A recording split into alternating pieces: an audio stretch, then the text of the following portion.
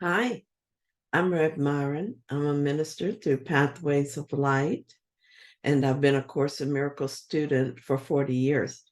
I'm going through the text starting this year, uh, reading a paragraph or two and asking Jesus for clarity, and then I write from that clarity. So let's get started. I'm looking at chapter 1, section 7, Distortion of Miracle Impulses. And today we're looking at two paragraphs. We're going to start with paragraph 4. This is a course in mind training. All learning involves attention and study at some level. Some of the later parts of the course rest too heavily on these earlier sections not to require their careful study. You will also need them for preparation. Without this, you may become much too fearful of what is to come to make constructive use of it. However, as you study these earlier sections, you will begin to see some of the implications that will be amplified later on. I used to wonder about the idea we read later in the course, which says that you need do nothing. I soon realized that indeed we need do nothing to be who we really are. We are divine beings, children of God, and heirs to all that is God. That is a done deal and needs nothing from us. However, there's quite a bit of work we need to do to remember that this is true, to let go of all the ideas we have put in the place of truth. There is much we need to do to reach a state of full willingness to accept the truth. Jesus did a bang-up job putting this course together. He gave us an excellent text that begins with these very important chapters. I remember when I started reading the text, I was absolutely intrigued by what I found there, but it seemed a bit disjointed and seemed to be often jumping around from topic to topic right in the middle of a paragraph. Later, it smoothed out and became beautiful to read. However, now that I'm going back and reading carefully from a fuller understanding, I see it differently. I realize that these first few chapters are giving us a basic information for the course. One reason it didn't always make sense to me is that I did not at first understand how it all comes together. Now I see that it is actually perfect. The course is written in a kind of spiral of information. It comes back to the central ideas repeatedly, and each time goes deeper and adds more information. As Jesus says, this is a course in mind training. My mind has been systematically trained to believe that everything my eyes are showing me is true and nothing else is true. I've been trained to believe that I am small and separate and very vulnerable.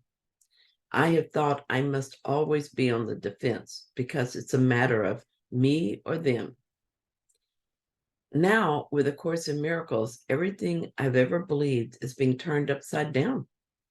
My mind needs to be trained differently to accept and use what I'm being given. Without this training, I will not be able to experience my life differently. And having glimpsed something better, but not having access to it, I will be more confused and distressed than before. I've been using A Course in Miracles for a long time now, but it's taken me quite a while to absorb what it says. It has taken even longer to put it to work in my life on a consistent basis. It took years to make what I have learned through the course my single unified purpose. Using this information in my life, practicing it every single day in every circumstance without exception, is the way my life has changed. I have always been the Son of God, perfect, powerful, loving, and beloved. Now I'm beginning to believe that and to act like it is true.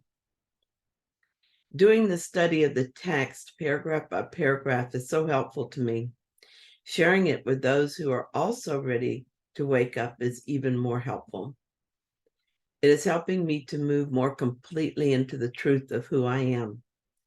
Sometimes I cannot believe how lucky I am to have found this information and then to have chosen to put it to work in my life. I think how easy it would have been those years ago to have missed this opportunity. Actually, considering the mess I was, it's an obvious miracle that I did choose to study the course. But then it could not have happened any other way. This is my story, my script. While it seems I'm making it all happen, I'm really just watching it unfold, and at the same time choosing how I feel about it.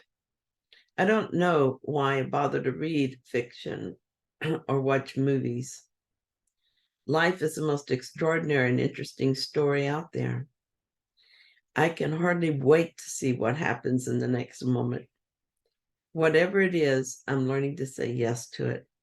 I'm learning to trust the writer of the script and to know that it is there to support my awakening or to continue or to let me continue to dream, whichever I choose. I am safe. I am free. And let's look at paragraph 5, section 7. Distortions of miracle impulses.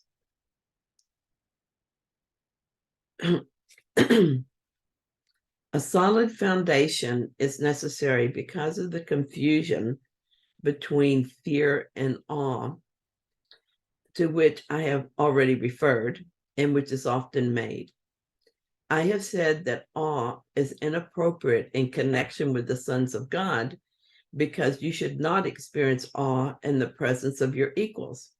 However, it was also emphasized that awe is proper in the presence of your Creator. I've been careful to clarify my role in the atonement without either over or understating it. I am also trying to do the same with yours. I have stressed that awe is not an appropriate reaction to me because of our inherent equality. Some of the later steps in this course, however, involve a more direct approach to God Himself. It would be unwise to start on these steps without careful preparation. Our awe would be confused with fear, and the experience will be more traumatic than beatific. Healing is of God in the end. The means are being carefully explained to you. Revelation may occasionally reveal the end to you, but to reach it, the means are needed. We are truly in a state of confusion if we need Jesus to explain to us our relationship with each other and with Him and with God.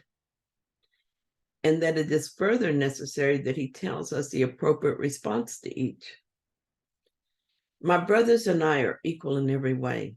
Therefore, it would be inappropriate that we look with awe at anyone.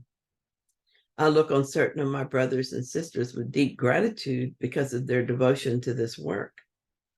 And I look to some for guidance because they have stepped forward to a place I have not yet gone. But never is awe appropriate. I think I now love Jesus more than I've ever loved Him, because now I understand that I am not to look with awe at Him. Like most folks with a religious background, this came as a surprise to me, and I was for a while uncomfortable with this lack of respect for Jesus. I understand differently now. I love Jesus because He's my brother, and I respect Him, and I'm grateful to Him because He's gone before us and made the path clear. My gratitude for Him for this is immense, but it's not all. I'm devoted to Jesus because He's devoted to me. I said that I love Jesus more now that I'm not in awe of Him, but I do still confuse awe with fear when it comes to God.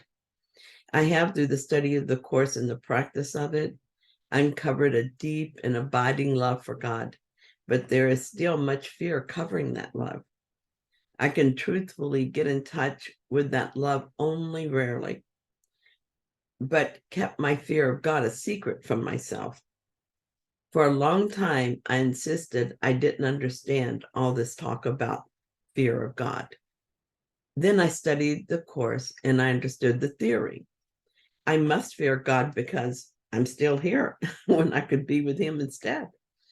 I even understood the reason for the fear, the underlying unconscious guilt for my attack on God. I mean, who wouldn't be afraid? We'd think we attacked God by withdrawing from him and leaving him less than he was. And then I realized I'm still doing it. I do it every day as I see myself differently than he created me, as I choose ego over God. And yet I didn't feel a lot of fear. And this is uncomfortable for me to admit. I didn't really feel love either. Eventually, I realized I was hiding the fear of God from myself because I just couldn't face it. It was too horrifying to allow myself to see the fear of God and thus to look at my own perceived guilt. This is the reason I've become such an excellent projecting machine. I have learned to make all sorts of experiences a cause of my guilt, and nearly anybody can become the holder of my guilt. In fact, I'm so good at this that the interchange is seamless and fools even me sometimes. I began to look, really look, at my plan to avoid guilt and to avoid God. This has been done by doing the lessons and practicing what Jesus gave me through the course. I allowed my willingness to grow and become more accepting of the truth. And so I let more light into my darkened mind. I learned that accepting responsibility for everything was not the same as being guilty of it. This opened the door to more freedom to explore what actually happened and what I could do about it. I've come a long way. Now I fully and without exception accept responsibility for the whole world. I did this, and it is I who must undo it. I'm not guilty of it, and I have lots of help from my brothers who have already gone before me. Though I am sometimes still confused about my guilt, I accept that as well. And I'm happy to see an opportunity to let more of it go. I also recognize that none of this is personal, and it is done for the whole. Personal is just another word for separation. Something really big is happening now. Sorry, Jesus, I know there are no levels and no degrees, but I'm sure you will forgive me for my distorted perception if you remember the first time it happened to you. I've been going deliberately toward God. In the past, I've been working on the blocks to love's presence and skirting God while I did it. Now I'm asking to be brought before God. My friend did it first, and that helped me push over the invisible line I had drawn. I've had a taste, just the tiniest taste, of being in the presence of God. It feels like, well, what can I say? But definitely feels. It's all about feeling, and oh my dear God, what a feeling. I wanted to stay in it so badly, but how could one function in the world in that state? Why would anyone even want to? And once I moved out of it, I wanted it back, but I also didn't want it back. I think that reluctance was the fear of God that still existed in my mind at that time. After all, if I couldn't continue to exist as before, wouldn't that mean I would not exist? Common sense tells me this is insane reasoning, but evidently I wasn't entirely interested in sanity. Probably it would be different now that so much more learning has occurred. I'm encouraged, though, with each bit of success, each rare moment of touching love. I suspect that my experience is nothing compared to the real thing. A part of my mind longs so deeply for the experience. Sometimes I cry to think of not having it right now. I'm just waiting for the rest of my mind to catch up. Here is what Jesus tells us in this paragraph. Revelation may occasionally reveal the end to you, but to reach it, the means are needed. So I continue to do the work that will bring me to the end. And as I do, it gets easier and easier. Thank you so much for joining me in this reading. I hope you enjoyed it. I have also contemplated each of the lessons one at a time, and they're available on my YouTube channel. So I invite you to check that out as well. I'm also working on the manual for teachers. So if you found this helpful, then please like it. And if you haven't yet, please subscribe. And I'll be back tomorrow with another reading. See you then.